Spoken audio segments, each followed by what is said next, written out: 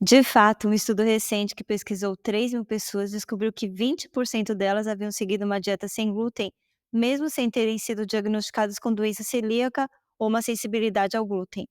Mas será que é uma boa ideia todo mundo eliminar o glúten? Será que todo mundo tem benefício mesmo de tirar o glúten?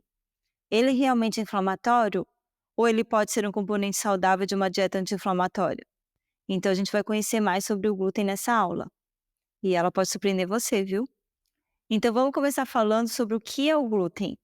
O glúten é uma proteína encontrada em cereais como o trigo, o centeio e a cevada. E ele é uma combinação de duas proteínas, na verdade, a glutenina e a gliadina. E essa proteína é responsável por conferir elasticidade às massas feitas quando misturadas com água, tornando ideal para a produção de pães, bolos e massas, que deixa bem fofinho.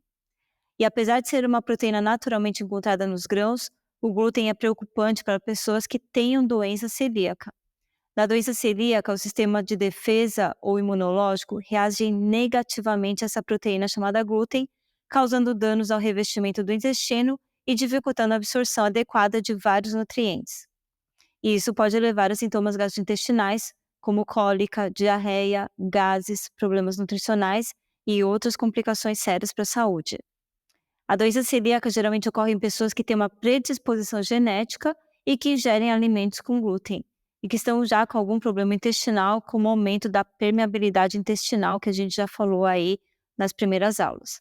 Ou seja, você geralmente precisa ter um intestino que já não está muito saudável para desenvolver a doença celíaca. Para essas pessoas, o melhor tratamento é a eliminação completa de tudo que contém glúten na dieta. Não pode ter nem mistura de farinha nem nada. Embora a doença celíaca seja a forma mais grave de intolerância ao glúten, uma parcela da população, que varia entre 0,5% a 13% das pessoas, dependendo do país, também podem ter sensibilidade que a gente chama de não celíaca ao glúten, uma forma mais branda de intolerância ao glúten, mas que ainda pode causar alguns sintomas.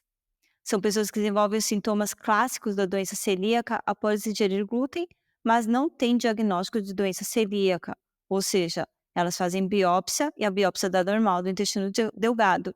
E quando faz também os testes de anticorpos, o resultado dá negativo. Mas mesmo assim, elas têm alguns sintomas. E quais são os sintomas da sensibilidade ao glúten? Pode ser também dor abdominal, um pouquinho de inchaço, principalmente depois que come coisas com trigo, irregularidade intestinal, uma hora está com diarreia, outra hora está trancado, ou pode ter os dois. A pessoa sente um nevoeiro mental, que a gente chama de brain fog, né, com sintomas de pensamento lento, distúrbios de memória ou nível reduzido de alerta. Ela pode ter dores de cabeça, também de forte intensidade, dores musculares e nas articulações, pode sentir bastante fadiga, tem pessoas que sentem até uma leve depressão ou dormência nas pernas ou nos braços. Na pele pode dar algumas dermatites, até umas coceiras e até anemia. A causa exata da sensibilidade ao glúten, que não é celíaca, permanece desconhecida. E você pode ter sensibilidade ao glúten se tiver queixas persistentes, seja elas digestivas, contra outras partes do corpo, e que geralmente piora após a ingestão de alimentos ricos em glúten, mas com os testes normais para doença celíaca ou algum outro tipo de alergia ao trigo. Então o médico vai pedir os exames e não dá nada. Agora, vale lembrar que mais de 90% das pessoas não têm essas condições. E para essas pessoas, quer dizer, 90%, não tem evidência científica de que a remoção do glúten da dieta vai ser necessária para você ter uma boa saúde. Não fica tirando glúten sem precisar. De fato, um estudo está constatando que seguir uma dieta sem glúten por um mês pode inclusive prejudicar a sua flora intestinal e a sua função imunológica, o que pode levar as pessoas que seguem uma dieta sem glúten a um crescimento excessivo de bactérias nocivas no intestino. Também devemos ter em mente que ninguém come glúten isoladamente, não é verdade? Às vezes você come um pão com manteiga ou então uma pizza com queijo e pode se sentir mal. E talvez a causa tenha sido o glúten, mas pode também ter sido do laticínio que estava misturado com a farinha. Talvez você tenha um problema com a lactose, a proteína do leite e não exatamente com o glúten. Se esse for o caso, então milhões de pessoas podem estar seguindo uma dieta sem glúten sem ter um bom motivo ou sem ter necessidade. E apesar de ser uma das maiores tendências de saúde da última década, uma dieta sem glúten não é necessariamente uma dieta mais saudável, especialmente se a pessoa compra muitos produtos sem glúten e industrializados. Além de serem muito mais caros, esses produtos sem glúten geralmente apresentam deficiências de vitaminas e minerais importantes, como por exemplo a vitamina B9, o folato, o ferro, magnésio, o cálcio, o zinco. E acredita-se que isso seja secundário à natureza restritiva dessa dieta, bem como as alterações químicas dos produtos que não têm glúten e que são industrializados. Então, o risco é ainda maior quando os alimentos que contêm glúten, como o pão integral, são substituídos por alternativas sem glúten altamente refinados.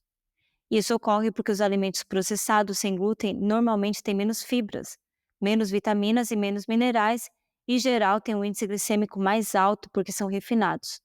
E por outro lado, os estudos mais recentes mostram que o consumo de grãos integrais traz muitos benefícios para a nossa saúde.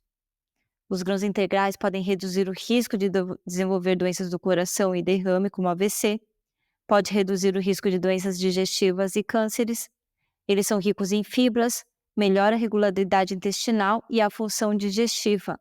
Esses alimentos integrais também ajudam a manter um controle de peso saudável e ajudam a reduzir, inclusive, o risco de desenvolver diabetes tipo 2. Então, por esses motivos, a gente não exclui alimentos com glúten da dieta para pessoas que não têm doença celíaca ou intolerância não celíaca ao glúten. Porém, nós não recomendamos que você consuma glúten em produtos ultraprocessados, como bolacha, biscoito, pão industrializado, aqueles vendidos nos saquinhos de supermercados e outras tantas guloseimas cheias de farinha refinada. E também a gente não recomenda acrescentar o glúten puro em receitas de pão ou então comer aqueles bifes de glúten que muitos vegetarianos usam para substituir a carne, que parece uma borracha. Aquilo não é saudável. Quando for consumir grãos com glúten, como o trigo, a cevada e o centeio, prefira consumir em massas feitas com grãos integrais. Se a farinha que você compra for orgânica, melhor ainda. Ela é um pouco mais cara, porém vai ter menos chance de ser contaminada com agrotóxicos, como o glifosato, que é geralmente usado nas plantações de trigo. E além disso, também acreditamos que o ideal é usar um tipo de fermentação mais longa e mais natural para fazer o seu pão. A fermentação instantânea de massas, usando aqueles fermentos, sabe, seco de saquinho, não dá tempo suficiente para que as leveduras quebrem o glúten da massa. Eles são instantâneos, não é? E por outro lado, quando você come uma massa ou um pão feito com fermentação longa, aquelas que duram 24, 48 horas, o teor final de glúten da massa é bem menor. E isso pode fazer toda a diferença. Já existem vários estudos que mostram que algumas pessoas com intolerância ao glúten não se sentem bem ao comer pães de fermentação rápida, mas não tem nenhum sintoma quando consomem pães de fermentação natural. Não é interessante isso? Bom, espero que essa aula tenha sido bem instrutiva para você em relação ao glúten. Então, o glúten não é mocinho nem vilão. Ele também não é a causa de todos os problemas da humanidade, como muitos falam hoje, mas também não é algo que você deve consumir 3 vezes ao dia em alimentos ultraprocessados. Então, vamos procurar consumir os alimentos de maneira consciente e da melhor maneira possível, sem paranoias, tá bom? A gente se vê na próxima aula.